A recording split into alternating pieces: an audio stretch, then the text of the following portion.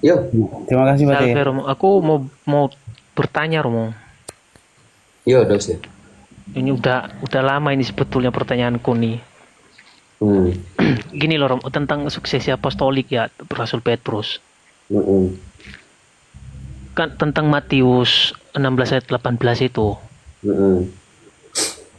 Kan di situ kan di Katolik kan bahwa Petrus itu adalah batu karang toh. Mm-mm. Sementara bentar ya, aku buka dulu nih. Mm-mm. Tadi aku dari room sebelah ya. Mm-mm. Aku juga nanya-nanya juga. Mm-mm. Nah, di sini kan dia pakai kan di sini. Bentar ya, aku baca yang bahasa Yunaninya Tautete Petra. Nah, di Mm-mm. sini kan dia pakai dati bentar. Ini yang Petrus nih. Tautete Petra di atas Sama batu ini. karang yang sama. Nah, ini Romo ya aku baca nih. Suei Petros kai epi taute Petra. Nah, di sini kan Petros di Eh, sini dia kan Tautete. T. Berarti tautete engkau harus mengerti di atas batu karang yang sama. Artinya. tapi kan di 1 Korintus 10 ayat 4 itu kan di situ batu karangnya Kristus, Yesus. Sama juga dia pakai Petra. Nah, Dosen. sama aku juga baca bukunya Santo Yesus Agustinus. adalah kunci. Dan dia kasih kunci ke Petrus. Yesus adalah gembala. Dia berikan kegembalaan kepada Petrus. Kenapa dipersoalkan di batu karangnya? Ya Yesus adalah batu karang. Dan dia berikan batu karang itu kepada Petrus. Ya urusannya dia, bukan urusan kita.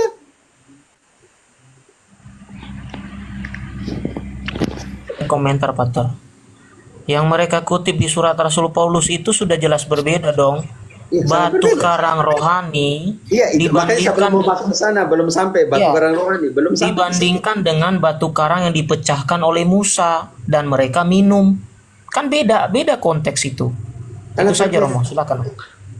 Oke, aku kan baca dari itu ya, dari tulisan Santo Agustinus ya, dari Hippo. Ini aku baca ya Romo ya. Makanya aku nanti bertanya soal ini.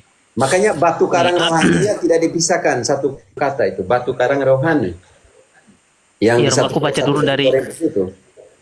khotbahnya Santo Agustinus khotbah ke-26 ya, tentang perjanjian baru. Nah, di sini kan dia bahas tentang Petrus nih, Santo Agustinus. Nih, aku baca. Injil yang baru saja dibacakan mengenai Tuhan Kristus yang berjalan di atas air laut dan Rasul Petrus yang saat berjalan terhuyung-huyung karena takut dan tenggelam dalam ketidakpercayaan. Bangkit kembali melalui pengakuan dosa memberi kita pemahaman bahwa laut adalah dunia saat ini. Dan Rasul Petrus adalah gambaran dari satu gereja. Karena Petrus dalam urutan para rasul pertama dan dalam kasih Kristus yang paling utama, seringkali menjawab sendirian untuk semua yang lainnya. Lagi pula ketika Tuhan Yesus Kristus bertanya menurut orang-orang siapakah dia, dan ketika para murid memberikan berbagai pendapat manusia, dan Tuhan bertanya lagi dan berkata, tetapi apa katamu siapakah aku ini Petrus? Petrus menjawab, engkau adalah Kristus, anak Allah yang hidup. Satu untuk banyak orang menjawab, satuan dalam banyak orang, maka firman Tuhan kepadanya, berbahagialah engkau Simon bin Yunus, sebab bukan manusia yang menyatakan itu kepadamu, melainkan Bapakku yang di sorga. Ini maaf ya, agak panjang ya. Biar clear yang di surga. Lalu ia menambahkan, dan aku berkata kepadamu seolah-olah ia berkata, ini kata tulisan Santo Agustinus, seolah-olah ia berkata karena engkau telah berkata kepadaku, engkau adalah Kristus anak Allah yang hidup. Aku juga berkata kepadamu engkau adalah Petrus, karena sebelumnya ia disebut Simon, sekarang nama Petrus ini diberikan kepadanya oleh Tuhan.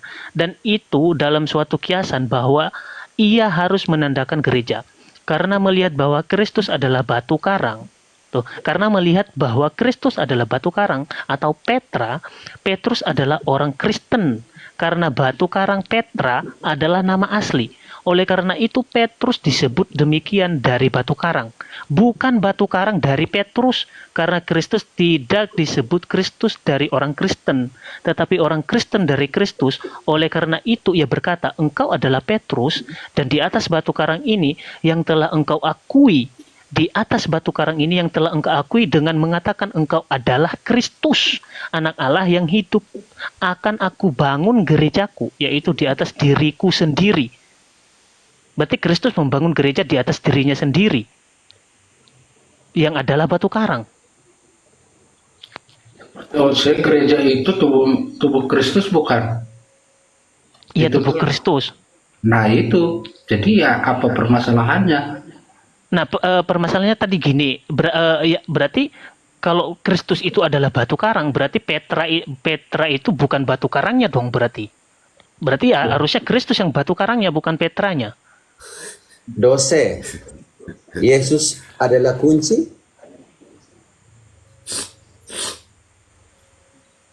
Betul. Lalu kenapa dia kasih kunci kepada Petrus? Yesus Bentar, Romo. adalah gembala yang baik dalam Yohanes 10. Yesus adalah kunci itu, aku boleh catat ayatnya, Romo. Ya. Wahyu 1:18. Perhati baca dulu. Bu. 18. Yesus apa pemegang kunci atau tidak? Wahyu yang hidup. 1. Aku 18. telah mati, namun lihatlah, aku hidup sampai selama-lamanya, dan aku memegang segala kunci maut dan kerajaan maut. Lalu kenapa dia kasih kepada Petrus dalam Matius 16 ayat 19? Akan kuberikan kunci. Kalau dia adalah kunci, dia adalah pemegang kunci. Dia adalah gembala. Itu maksud kuncinya, kunci yang diberikan kepada Petrus itu kunci pelepasan apa gimana? Dose. Veritas. Kalau itu dia tidak usah kasih kunci kepada Petrus. Karena dia pemilik kunci. Pemilik segala kunci. Otoritas utama. Berikan kunci kepada Petrus karena dia adalah kunci. Karena dia adalah batu karang. Dia tidak usah bilang Petrus engkau adalah batu karang. Ganti namanya dalam Yohanes 1 ayat 42. Dia adalah gembala. Akulah gembala yang baik. Yohanes 10. Kenapa dia perintahkan dalam Yohanes 21 kepada Petrus, gembalakanlah domba-dombaku? Cukup dia yang gembala. Itu perlu gitu.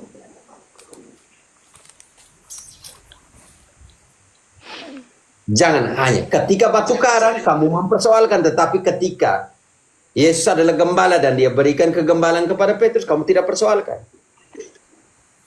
Ketika Tuhan adalah pemilik segala kunci dan dia berikan kunci kepada Petrus, kenapa kamu tidak persoalkan? Kamu persoalkan yang batu karang.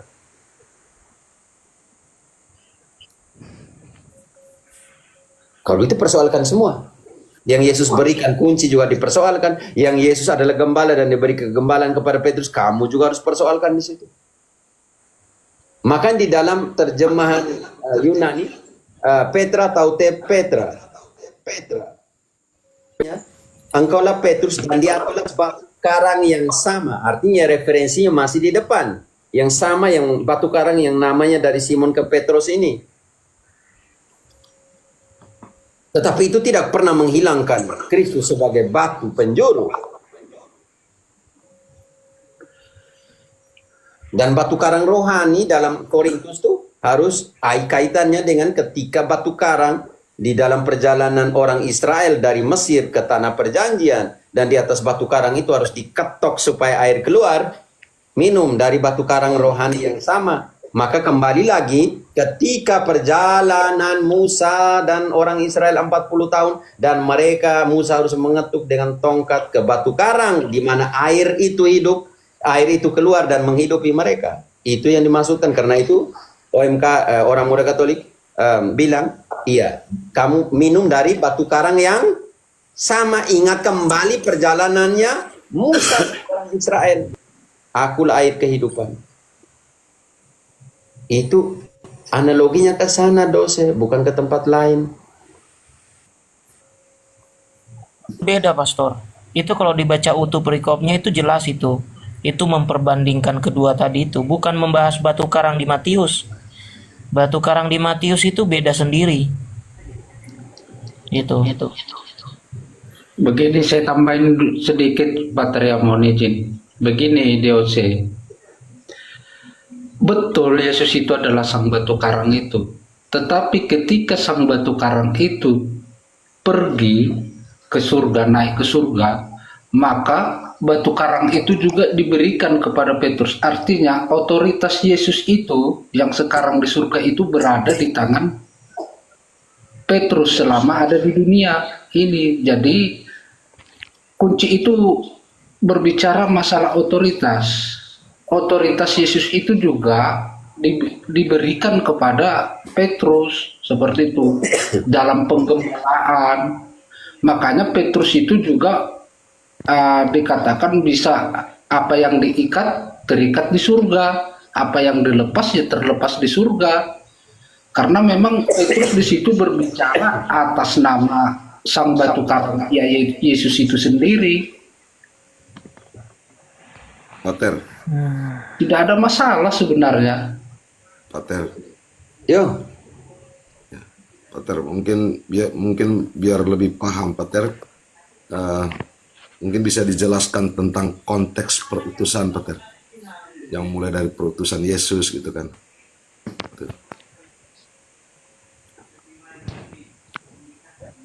ya sebenarnya Petrus saya sudah jelaskan ribuan kali ya. Ya, Pater, sebenarnya sudah connect di situ, tapi gitu, mengapa Yesus menyebut aku adalah Bapa di dalam aku kan sama seperti semua itu kan. Dose, engkau harus mengerti konteks seperti ini. Hanya ada satu rasul yang punya peran penting di dalam 3 fase gereja.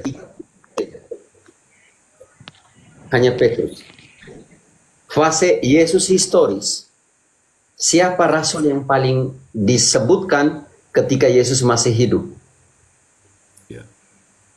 Dose. Rasul siapa yang dirubah namanya oleh Yesus? Ya. Petrus. Rasul siapa yang setelah menyangkal masih dipercayakan untuk gembalakan? Ya. Petrus. Tadi menyinggung itu Romo tentang pengembalaan itu. Katanya begini. Kalau di dalam ortodok diberikan Yesus memberikan menanyakan itu kepada Petrus, katanya gini kan, gembalakanlah domba-dombaku itu 3 kali.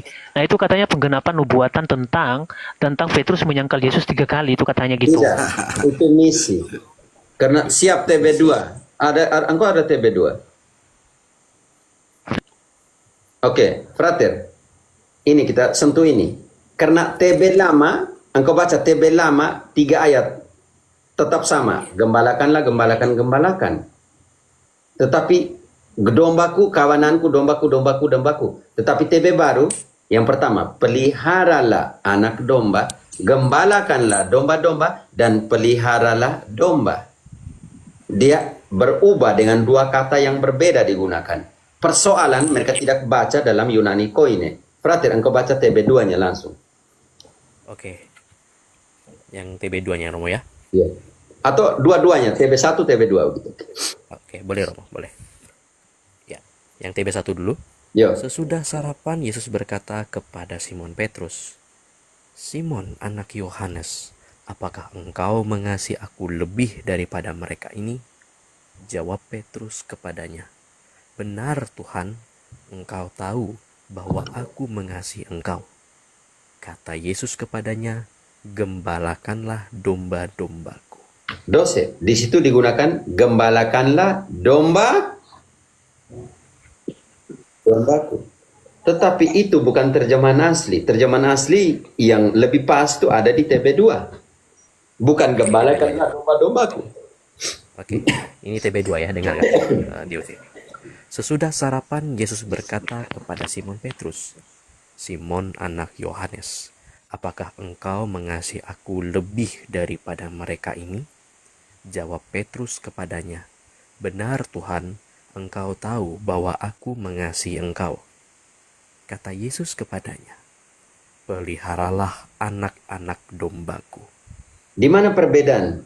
2 ayat yang sama, berbeda dalam apa? Sama gembala. Yang pertama, gembalakanlah dombaku, tetapi terjemahan asli, peliharalah anak-anak dombaku. Coba Karena itu tadi kitab apa ya Romo? Di Injil apa Romo? TB2. Karena di situ Ini. digunakan kata boska. Ya.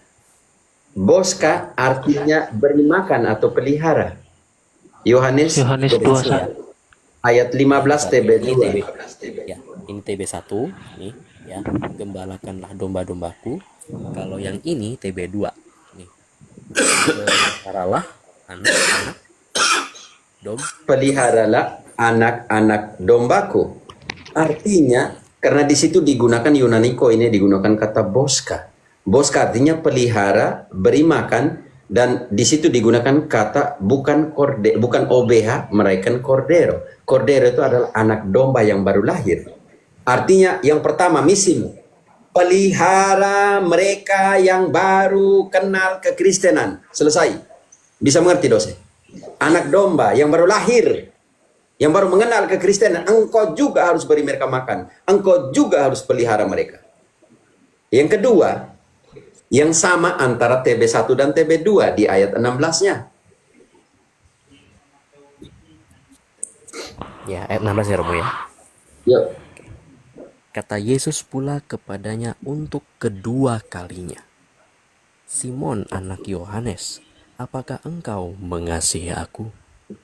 Jawab Petrus kepadanya, benar Tuhan, engkau tahu bahwa aku mengasihi engkau. Kata Yesus kepadanya, gembalakanlah domba-dombaku. Itu TB1. TB2, kata Yesus lagi kepadanya untuk kedua kalinya, Simon anak Yohanes, apakah engkau mengasihi aku?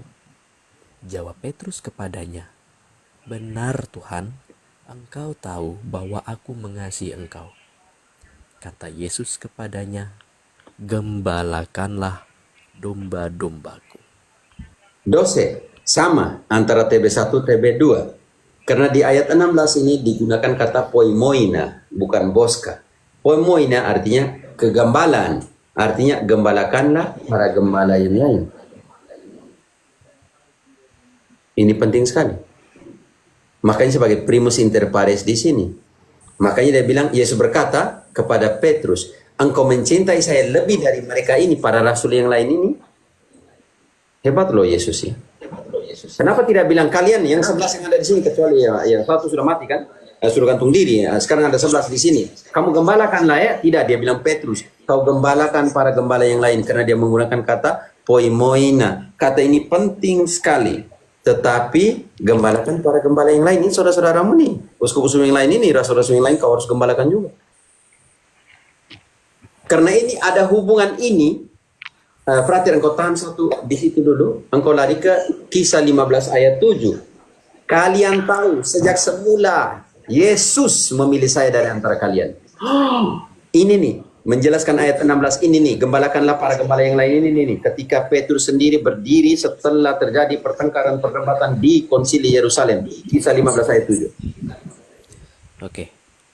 Sesudah beberapa waktu lamanya berlangsung pertukaran pikiran mengenai soal itu, berdirilah Petrus dan berkata kepada mereka, hai saudara-saudara, kamu tahu bahwa telah sejak semula Allah memilih aku dari antara kamu, supaya dengan perantaraan mulutku bangsa-bangsa lain mendengar berita Injil dan menjadi percaya.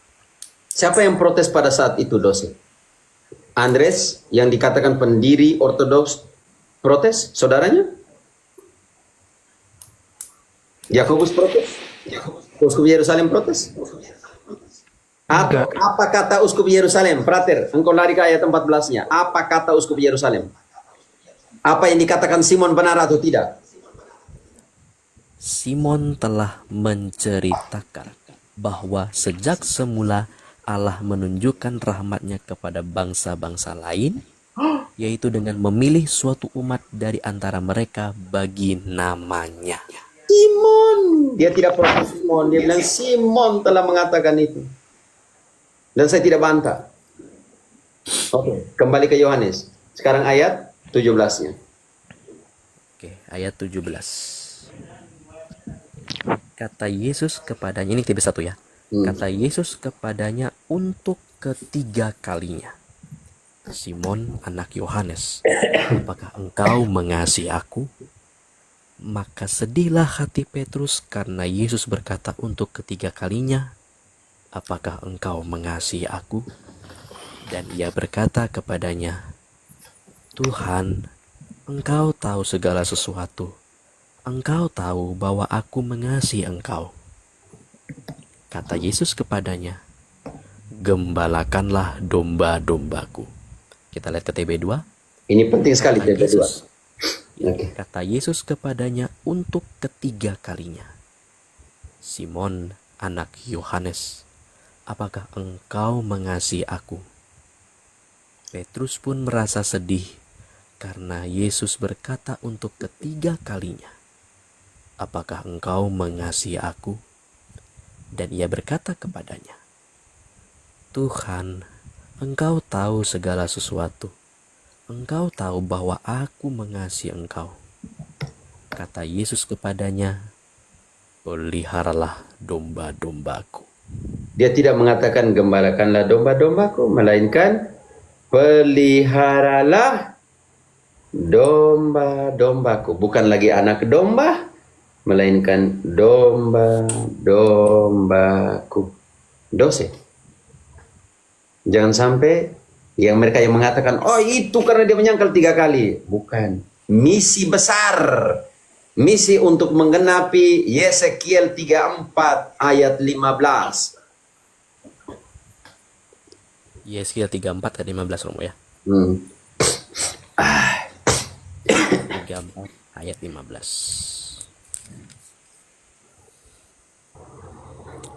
"Aku sendiri akan menggembalakan domba-dombaku, dan aku akan membiarkan mereka berbaring.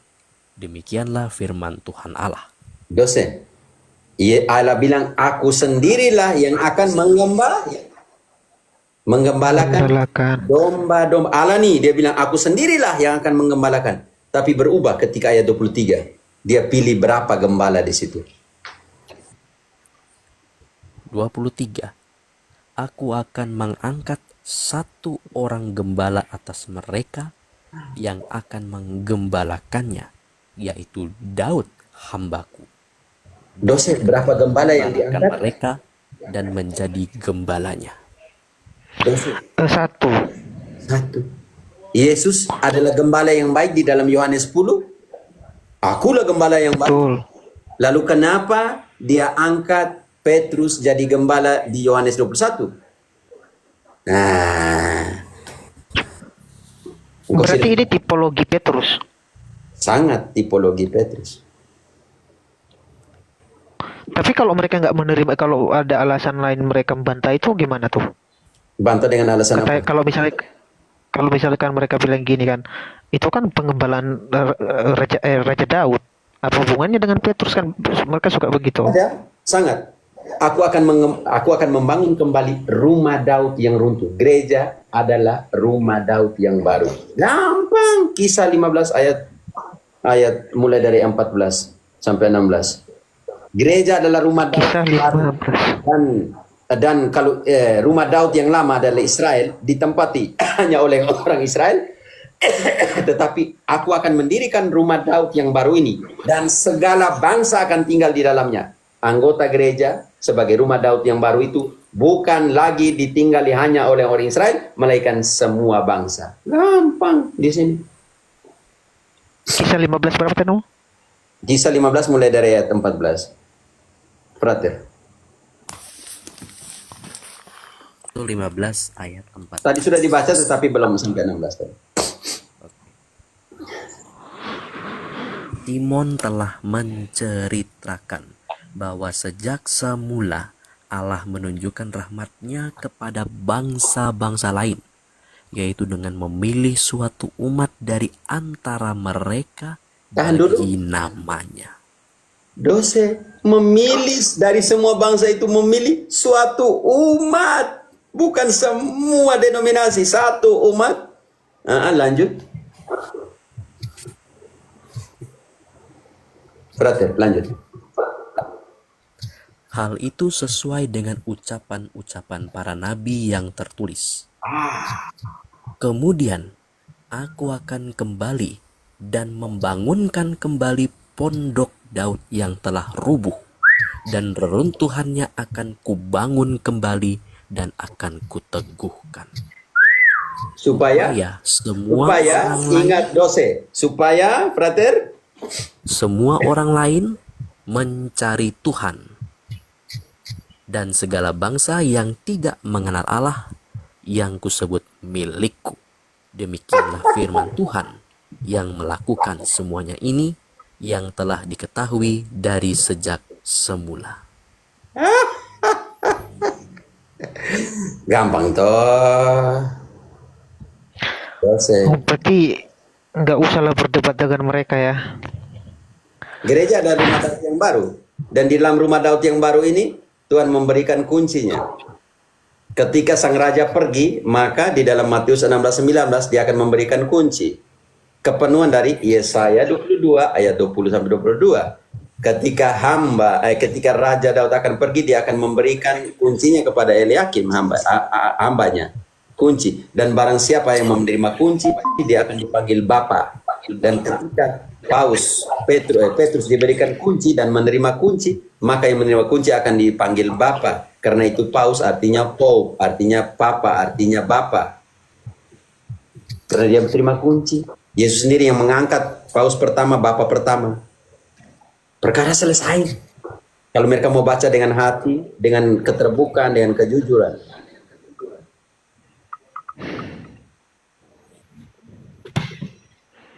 Ya tadi aku sempat itu loh Romo. Ini benar gak ya aku bilang. Soalnya kan terdukung juga di suratnya Santo Agustinus gitu. Tapi aku udah dengar penjelasannya ternyata seperti itu. Tapi aku kan sesat ya. Kita harus ingat bahwa Yesus pemilik kunci. Tapi kenapa dia kasih kunci kepada Petrus? Yesus adalah gembala yang baik. Kenapa dia kasih kegembalaan kepada Petrus? Kalau bilang Yesus adalah batu karang, ya urusan dia. Dia mau kasih ke Petrus batu karang, dia rubah namanya Petrus jadi batu karang dulu sebelum dia dirikan di atas batu karang.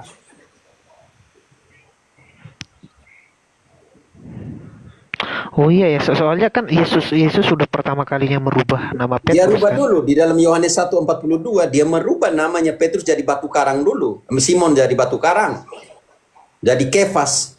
Jadi Petrus dulu, baru dia bilang di atas Petrus saya mendirikan gereja, akan mendirikan gereja. Dan dia sudah mempersiapkan itu, aku akan mendirikan kembali rumah Daud yang roboh. Israel baru akan didirikan yaitu gereja. Dan di dalam Israel baru ini, rumah Daud yang baru ini, harus ada yang memegang kunci. Seperti, aku akan memberikan ke hambaku Eliakim untuk memegang kunci rumah Daud. Demikian pun Petrus diberikan kunci karena ini. Penggenapan dari seluruh perjanjian lama. Coba ada pendeta di sini yang mau bantah, silakan naik dan bantah. Dan tunjukkan Lalu ini lagi Romo. Ya. Lalu ada lagi tentang Paus Vicari Christi. Katanya gini, masa iya Paus digantikan sebagai posisi Kristus gitu katanya. Vicari Christi artinya wakil Kristus, tidak ada menggantikan posisinya Kristus. Vikaris bukan Kristus sendiri. Vicarius Itu uskup artinya itu punya wakil. vikaris kok. Dose, Vicarius, engkau mengerti apa itu Vicarius Christi? Wakil atau kalau di dalam bahasa Inggris bahasa Indonesianya kan pembantu Vicaris. Vicarius artinya wakil. Yang membantu Wakil ketika kalau- raja tidak ada, Kristus tidak ada, dia sudah pergi ke surga, yang membantu dia mengepalai dengan kekuasaannya dia akan dipanggil Vicarius. Karena itu menggenapi apa yang dikatakan Yesaya 22. Berarti Yesaya 22 ayat 20 sampai 22.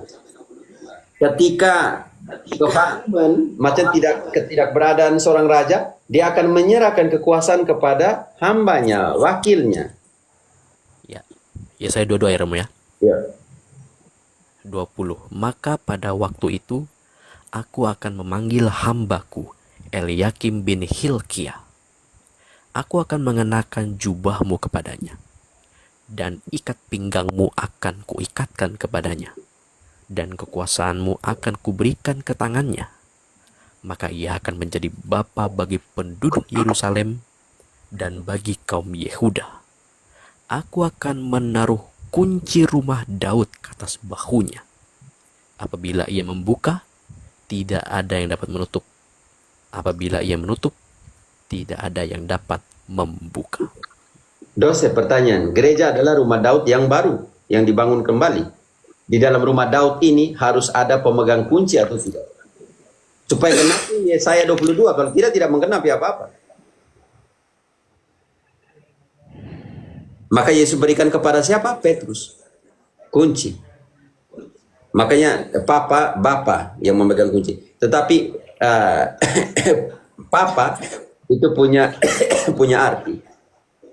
Petri apostolik Petri apostolik postatem expiens. Petrus Rasul menerima kuasa. Sungguh berat banget ini. Berat. Untuk Protestan memang berat. Mereka tidak akan mengerti. Kitab suci sih mereka tidak mengerti, apalagi mau jelasan seperti ini. Lalu ini lagi Romo. Tadi sampai membahas tentang Maria Immaculata. Baru saya sudah jelaskan tadi. Ya, tapi ini mengenai dosa asal. Nah, pandangan Katolik itu dosa asal yang dipahami Katolik itu apakah ketika ketika ada menjatuh ke dalam dosa, kita yang kena dampaknya atau kita yang langsung mewarisi? Mewarisi dengan dampak itu kan berbeda, Romo. Kalau yang ortodoks kan hanya dampak. Jadi bukan hanya Bunda Maria yang Immaculata, tetapi seluruh manusia itu Immaculata katanya gitu. Kalau misalkan hanya Bunda Maria Immaculata, katanya berarti Tuhan itu nggak konsisten. Katanya gitu. Lah berarti aku bilang gini loh, berarti kalau begitu kayak mirip-mirip John Calvin dong berarti. Oke, manusia pertama diciptakan diciptakan tanpa dosa atau dengan dosa? Kan manusia pertama dengan dosa. Mereka bilang gitu kan. Manusia pertama diciptakan dengan dosa atau tanpa dosa? Tanpa dosa, tapi ketika jatuh dalam dosa, sebelum Kristus turun, dosa masuk ke dunia. Nah itulah dampaknya kata mereka, yang kena ke manusia sekarang itu dampaknya. Itu dampaknya bukan warisan, bukan dosa yang diwarisi, tapi dampak dosa atau yang efek dari dosa. Itu konsepnya Yahudi. Sejak dari dalam kandung ibuku aku berdosa, Mazmur 51.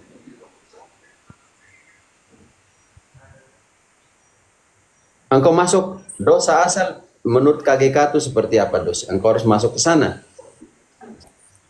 Lalu pertanyaan dengan Maria itu di mana? Nah, katanya begini, konsep Immaculatanya Katolik Roma katanya gitu, itu hanya khusus kepada Bunda Maria saja. Sementara kita ini kan udah disucikan oleh Kristus ya, tentunya kita juga Immaculata. Dikandung tanpa dosa, katanya gitu. Lah makanya tadi aku tanya begini, lalu bagaimana kalau kita ini siapa? Kita manusia yang sekarang yang setelah penebusan. Jadi kita manusia yang sama seperti Bunda Maria itu Immaculata juga katanya gitu. Mana kalau kita ini Immaculata? Ya itu makanya aku bingung. Aku tadi tanya ke mereka gini. Loh berarti kalau kita ini Immaculata sejak dari kandungan, lalu bagaimana dengan anak yang nikah di luar seorang suami istri yang melakukan hubungan seksual tanpa nikah atau perzinahan, apakah mereka juga Immaculata? Tidak, saya tidak bilang gini. Ayatnya bahwa kita sekarang dikandung Immaculata. Berarti kita mau samakan kita punya mama dengan mamanya Yesus. Yang penting kita Immaculata katanya, dikandung tanpa dosa. Di mana kita dikandung tanpa dosa? Ya nggak tahu aku, Romo. Hanya tadi mereka jelasinnya gitu yang dalam kitabnya Yeremia 1 ayat 5 bahwa dia telah disucikan dari dalam kandungan. Frater, Yeremia 1 ayat 5. Sebelum aku membentuk engkau dalam rahim ibumu, aku telah mengenal engkau. Dan sebelum engkau keluar dari kandungan, Aku telah menguduskan engkau. Aku telah menetapkan engkau menjadi nabi bagi bangsa-bangsa. Dose, apa yang kau dengar tadi? Ya Romo. Apa yang kau dengar tadi? Yeremia 1 ayat 5 Romo. Bab 1 ayat Aku 5. telah menguduskan engkau. Aku telah menguduskan engkau dari rahim. Untuk nabi seperti Yeremia sudah dikuduskan dalam ibunya. Bagaimana dengan ibu dari Tuhan kita Yesus Kristus? Jadi ketika mengatakan bahwa kita dikandung dan dilahirkan imakulata, buktikanlah bahwa kita dikandung dan dilahirkan imakulata.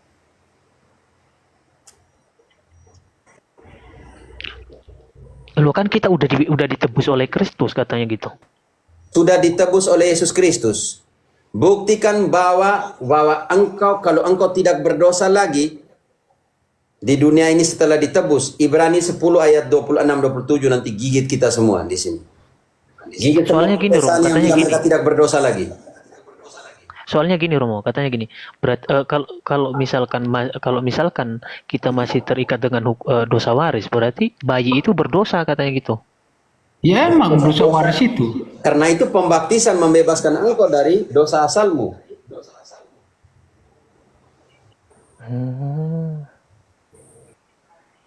Ibrani berapa tadi? 10? Ibrani 10 ayat 26-27. Kalau kita sengaja berbuat dosa lagi, pertanyaan saya, pendeta tidak sengaja berbuat dosa lagi? Dosa. Tidak ada satupun Protestan yang tidak berdosa lagi? Setelah Ada dong. memilih kebenaran? Setelah Ya, dibaptis? pasti ada lah Romo. Semua Makanya juga ayat pasti ada. ini menghancurkan sola gratia dan sola fide. Ibrani 10 ayat 26-27. Sebab jika kita sengaja berbuat dosa sesudah memperoleh pengetahuan tentang kebenaran, maka tidak ada lagi kurban untuk menghapus dosa itu. Tetapi yang ada ialah kematian yang mengerikan akan penghakiman dan api yang dahsyat yang akan menghanguskan semua orang durhaka. Romo tadi itu tadi pemahaman itu tadi ortodok loh Romo, bukan Protestan ya. Itu Ya, tadi makanya sekarang saya yang jelas. mau tanya ortodoks juga. Bagaimana dengan ayat ini? Kalau kita sengaja berbuat dosa lagi, tidak ada lagi korban penghapus dosa berikut, melainkan penantian akan penghakiman.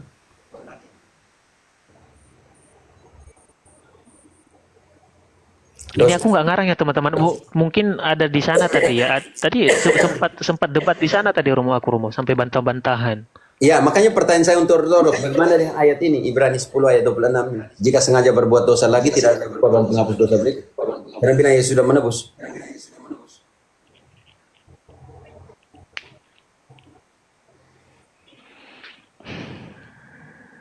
Paham nggak DC yang ditanya Pater itu? Konsekuensi dari tadi pemahaman tadi ya kita berbuat dosa aja itu ya tetap udah ditebus gitu loh. Nggak ada lagi gunanya sakramen tobat, sakramen baptis itu juga nggak ada gunanya lagi karena sudah ditebus kan menurut mereka. Berarti dua sakramen itu, Konsekuensi. Ekaristi sudah dihilangkan, barang siapa makan tubuhku dan minum darahku akan hidup selamanya. Buat apa lagi sudah ditebus, tidak ada lagi sakramen kalau begitu. Kan lucu. Ortodoks menggunakan 7 sakramen. Lalu dengan ide seperti ini berbahaya sekali. Minta maaf, saya tidak tahu bahwa ini betul-betul ortodoks atau tidak. Itu GOI tadi yang aku diskusi itu GOI. Ay, parah lagi ini kalau Dari Rusia, pecahan dari Yunani. Ya Protestan juga. Nah, sama ini lagi Romo. Tentang penciptaan manusia.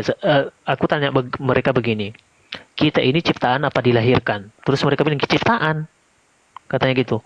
Lah, itu terus gimana kejadian 2 itu yang di mana Tuhan udah berhenti menciptakan? Berarti kita dilahirkan dong. Loh, dibilang gini, berarti Tuhan itu bukan mencipta segalanya dong berarti kalau begitu. Itu menurut Romo kita ini ciptaan atau dilahirkan Romo? kalau Yesus saja dilahirkan, Bagaimana dengan kita? Mengambil kondisi manusiawi kita. Semua dilahirkan. Kalau kita lihat, yang menurut daging dilahirkan, diperanakan dari keturunan Daud. Persoalan di sini, yang orang tua kita namanya co-kreator. Allah melalui orang tua kita dalam pertemuan cintanya mereka melahirkan kita, menciptakan kita dengan melahirkan kita. Itu sangat berbeda konsepnya. Berarti setiap kali kelahiran anak, Tuhan bilang begini, tunggu dulu, saya buat dari tanah dulu, saya hembuskan nafas lagi, begitu kan? Atau Tuhan Itu bilang, mereka beranak mengambil cuculah ini, Romo. dan bertambah banyaklah. Beranak cucu. Tapi Romo, tadi mereka ngambil ayat apa ya tadi ya? Tentang itu. Engkau menenunku di dalam rahim ibuku. Engkau menenunku di dalam... Itu ayat di perjanjian lama itu, Romo. Mazmur 192 kalau nggak salah. Ya, kalau tidak Mazmur 139. Ayat berapa ya tadi ya? Mazmur 139 tadi itu, Romo. Engkau menenun aku di dalam perut ibuku. Tapi di situ Itu bagaimana katanya gitu? Iya, makanya aku juga bingung. Mazmur lucunya itu 109. mereka ini percaya kepada 139. atau percaya kepada perjanjian lama.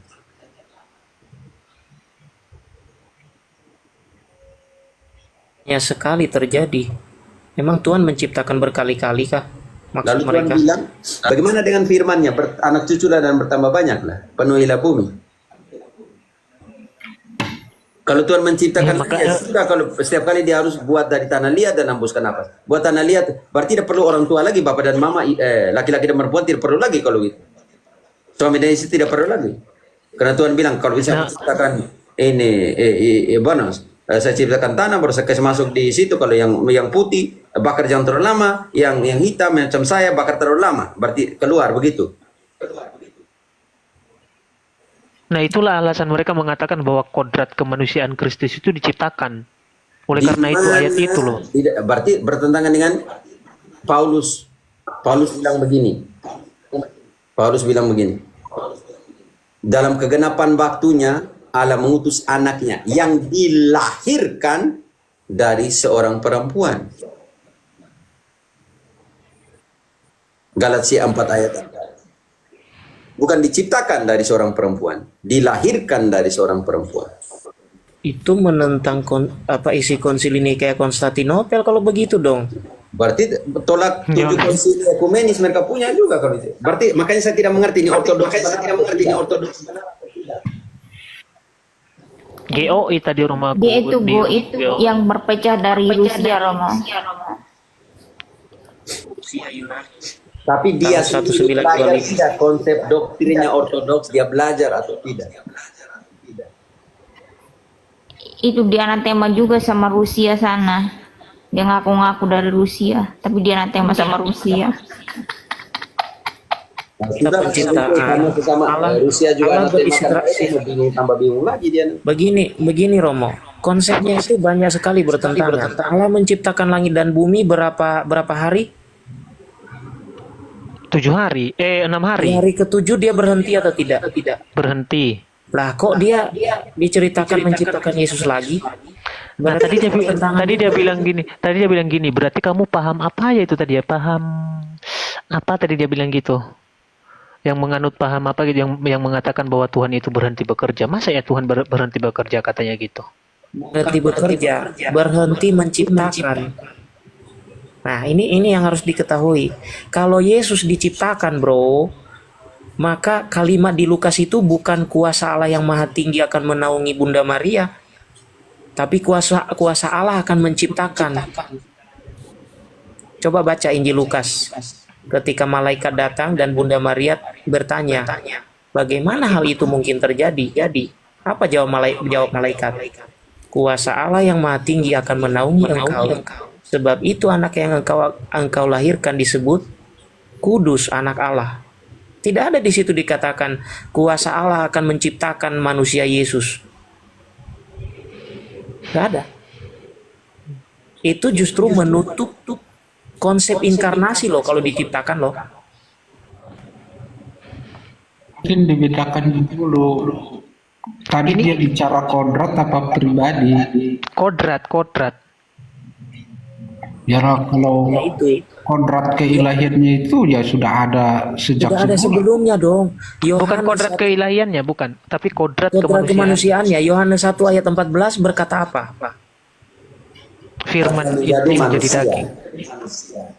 Menjadi manusia ada kata-kata diciptakan. Karena di sini nih mereka itu menjadi. Berarti dia tercipta dong berarti. Menjadi tidak sama dengan diciptakan, bro. Menjadi. Reinkarnasi. Aku nggak ngadu domba loh. Itu. Mereka sendiri tadi bilang begini loh. Mereka sendiri tadi bilang gini. Sebentar, saya koreksi dulu. Inkarnasi itu harus diubah kalau menciptakan, bro. Bukan menjadi manusia, tapi diciptakan menjadi manusia harusnya. Bukan menjadi manusia. Berarti konsep inkarnasi di situ ditolak. Itu. Parahnya itu begitu. Iya, aku nggak ngadu domba loh teman-teman yang di bawah ya. Saya tidak mengerti. Tadi mereka sendiri bilang tanya aja saya sama Romo katanya gitu. Tanya aja sama Romomu dia bilang gitu. Ortodoks murni atau gimana? Ya makanya saya tambah bingung lagi ortodoks. Ortodoks ini, Yagoi ini, berdiri tahun 1925. Mereka berantem karena menggunakan kalender. Yunani, Ortodoks Yunani menggunakan kalender Julian baru. Ortodoks yang ini mempertahankan kalender Julian lama. Karena mereka tidak satu suara, maka mereka pecah. Ortodoks Yunani tetap menggunakan Julian baru kalendernya. Jadi ini persoalan kalender aja pecah kok, bukan doktrin. Mereka yang disebut sebagai Goi atau Gereja Ortodoks Yunani sejati, mereka kekeh menggunakan Julian lama, maka mereka terpecahlah. Ya. Itu. Begitu teman-teman. Jadi ini baru ada di abad ke-19 aliran ini.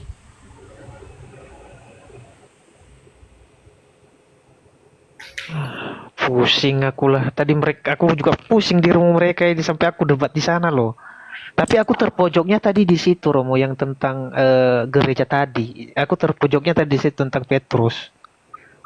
Aku tadi terpojoknya di situ. Tapi begini, kita juga harus bisa membedakan antara creation sama procreation itu ya. Jadi istilahnya Allah menciptakan itu mungkin ada benarnya juga ciptaan, tetapi tidak melalui Allah sendiri lagi, tetapi melalui kita manusia ini kan. Dalam sakramen perkawinan itu, tetapi konsepnya bukan penciptaan lagi, kurasa sudah dilahirkan ya. Ya, tidak. Kan konsep perkawinan Orang tua dikatakan co-kreator. prokreasi. Iya, Jadi bukan kreator. bukan kreatornya. Oke. Jadi begitu. Di situ mungkin perbedaannya. Dan kalau masalah kodrat itu, Juga masuk ke room sana nanti tambah tidak jelas dengan konen. Tanya Romo kau sebagai guru. Udah aku bilang Romo, ngapain kau masuk di sana? Kau belajar Katolik, kau pergi di sana tambah ngawur otakmu, aku bilang sama dia. Enggak, aku penasaran juga tentang ortodok loh Romo. Makanya aku ilmu itu tidak dibatasi. Ilmu itu selalu itu loh. Saya sarankan kalau belajar ortodok yang benar lah. Itu kan skismatik Yunani. Oh. Jangan ikut yang skismatik intinya. Gini DOC. Ini loh gini. Saya jujur ya gini DOC. Saya punya rekan ortodok ya.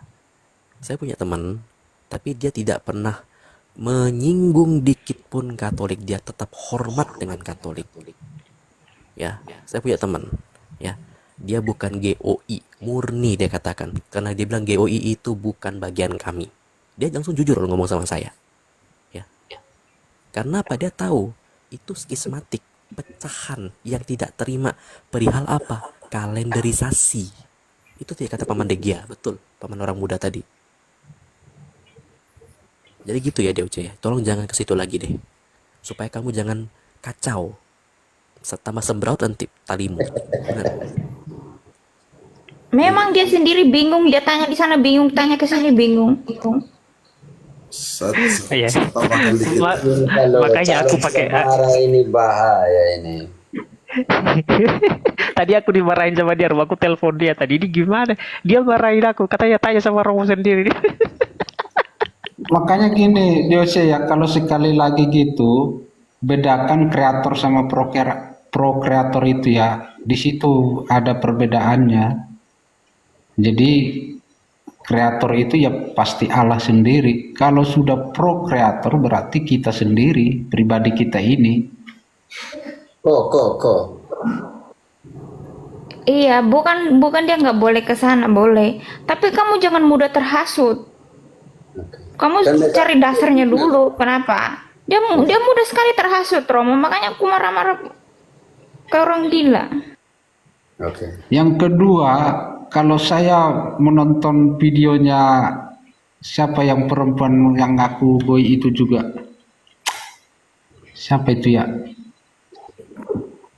Yang orang Batak itu loh, tapi goi perempuan itu menjelaskan Tritunggal juga amburadul loh. Agatha, ya betul, terima kasih Agatha. Coba lihat video Agatha itu menjelaskan Tritunggal amburadul. Jadi nggak usah lah ini, kalau pengen belajar katekismus kita aja itu sudah bagus kok. Bahkan sekelas siapa itu yang penulis Rom Swituam itu, pendeta besar itu. Paham. Nah, Skotan itu mengatakan itu buku yang paling indah yang pernah saya baca itu adalah Katekismus Gereja Katolik. Itu seorang profesor itu loh, doktor. Nah, itu sudah dipahami. Nanti di Katekismus itu kan ada ini, dari ayat ini kan ada nanti dari Lumen Gentium atau di Verbum itu nanti dikutip di situ. Itu aja dibaca di UC. Romo habis ini nanti doain saya Romo ya, biar kuat imanku. Ya, perjalanan proses panjang. Saya mau makan siang Baik sudah. Oke, makasih Pater. Yo, jangan lupa istirahat. Yo. Terima kasih Romo. Terima Terima kasih kasih. banyak Pater. Makasih Romo. Yuk. Catatan kaki ada mau komen? Ya saya cuma mau komen begini Pater. Ya kalau Protestan Goian di Indonesia itu pasti selalu mau berkontra dengan Katolik. Itu saja motivasinya itu. Mereka ngomong Petrus persoalkan batu karang untuk memutus mata rantai apostolik. Mereka ngomong tentang Maria itu mereka mau memutus bahwa Maria itu tetap berdosa. Gitu. Jadi yang kayak gitu-gitu, kalau selama mereka masih berusaha untuk pembenaran diri mereka sendiri atas ajaran Katolik, sudahlah, nggak usah percaya. Gitu. Kecuali kalau kita menemukan ajaran yang paling baru dari mereka, baru kita diskusilah dengan Romo. Kalau hanya pembelaan diri untuk pembenaran teologi mereka, sudahlah, kembali ke Katolik yang sejati. Itu aja, Dorce, kalau menurut saya. Terima kasih Romo, Pater. Oke, ada yang tanya, Romo, apologet Protestan mau bela apa? Oke, mau apologet Protestan itu mempertanggungjawabkan apa? Ya, doktrin dari setiap denominasi. Iya. Perebutan ini. Di bawah, nggak usah nanya di Protestan, mereka itu nggak pernah jelasin apa dasarnya dari mana, nggak. Framing kamu apa heretik, Katolik Roma heretik itu aja, nggak ada penjelasan dari mereka. Jadi kalau mohon izin Pater ya sebentar. Kalau saya menilai ya yang di sosial media ini karena saudara-saudara kita yang Protestan ini sudah mulai sadar bahwa gereja apostolik itu sebenarnya ada, jadi mungkin ini jadi pasar bagi Ortodoks ini. Maka karena Protestan ini bibit-bibit kebencian terhadap gereja Katolik masih ada, nah disinilah mulai Ortodoks ini juga seperti memupuk kebencian itu juga. Tidak ada itu Ortodoks, hanya GOI saja yang gama itu yang salah yang terus Iya kata ya, Romo. GOI, mohon maaf buat Ortodoks yang lainnya. Jadi Ortodoks Indonesia ini, GOI ini seolah-olah memupuk kembali kebencian-kebencian yang sudah ada itu supaya terpelihara di dalam diri Protestan, sehingga jika mereka ingin mencari gereja yang apostolik, larinya ke mereka. Kira-kira seperti itu mungkin. Gereja Kalau saya antara. lihat.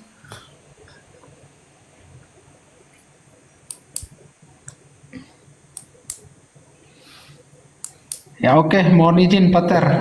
Makan siang Paternya, nanti terganggu. Iya, kita pamit ya. Teman-teman, kalau kita mau buka situs Amerika ya. Minggu lalu pernah baca itu. Namanya The Reformator ya.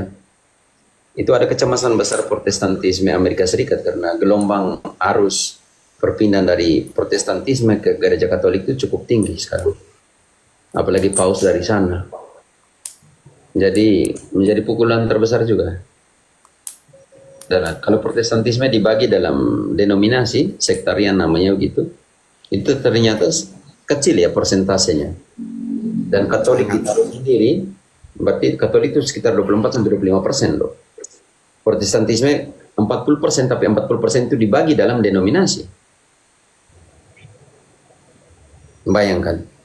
Yang paling tinggi mungkin kaum evangeli bisa 22 atau 21%. Sedangkan yang lain itu dipisah-pisah. Katolik di antara 23 sampai 24%. Yang katanya negara Amerika Serikat adalah negara Protestan, tetapi Protestan yang mana, denominasi apa?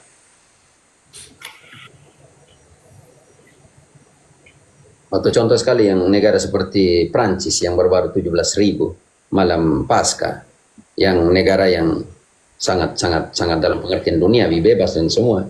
Kenapa kecintaan orang untuk masuk ke Katolik itu tinggi, naik? Ada sesuatu pencarian kebenaran, dan kebenaran itu memerdekakan. Orang sudah terlalu lama di dalam kebenaran subjektivisme tanpa objek yang memberikan kebenaran. Semua pendeta omong dengan dia punya gaya, dengan dia punya cara, dan kebenaran subjektif pribadinya. Orang butuh kebenaran autentik, substansi. Mana sih yang benar sesungguhnya?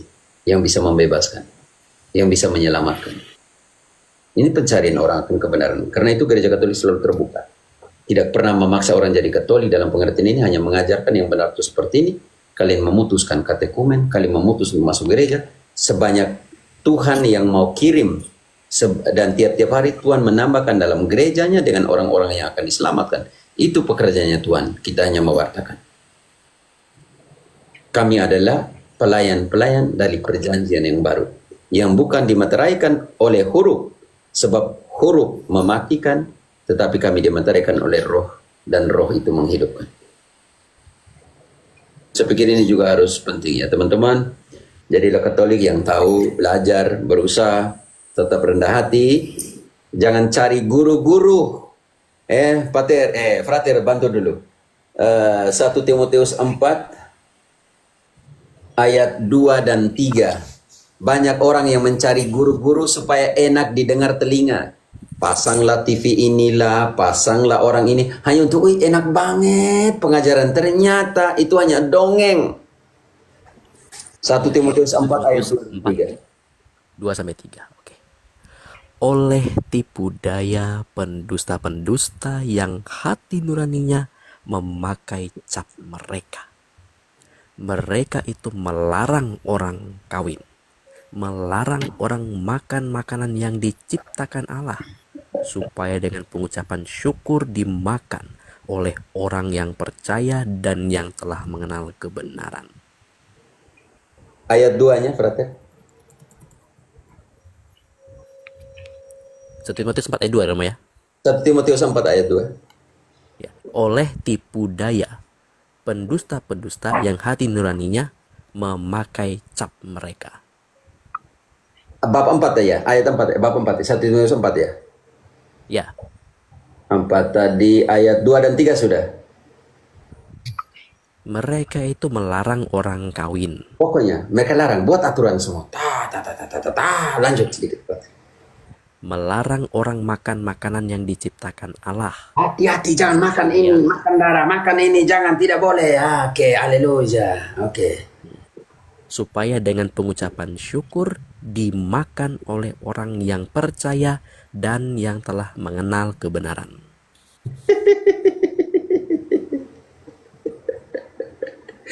Pokoknya mereka atur saja. Oke, tidak apa. Oke, sekarang kita ke 2 Timotius.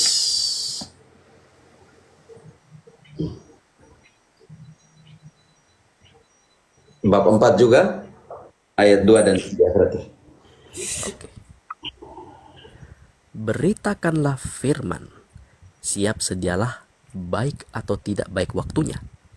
Nyatakanlah apa yang salah, tegurlah dan nasihatilah dengan segala kesabaran dan pengajaran.